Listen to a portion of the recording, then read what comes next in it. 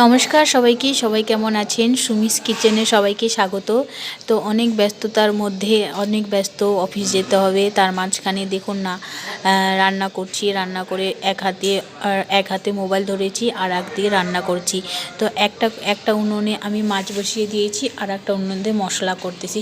তো মশলার মধ্যে এখানে দিয়েছি পেঁয়াজ, দিয়েছি রসুন, জিরে আর আদা বাটা। তো মশলার পরিমাণটা খুব কম, হয়তো দেখতে পাচ্ছেন। তো অল্প পরিমাণে মশলাটা আমি অল্প পরিমাণ দিই, আপনারা জানেন। আমি সবসময় বলে থাকি যে সবজির মধ্যে মশলা অবশ্যই আমি সবসময় কম করে দিয়ে থাকি। তো মাছটা ভাজা হয়ে গেছে, এপাশ ওপাশ করে উল্টে দিচ্ছি।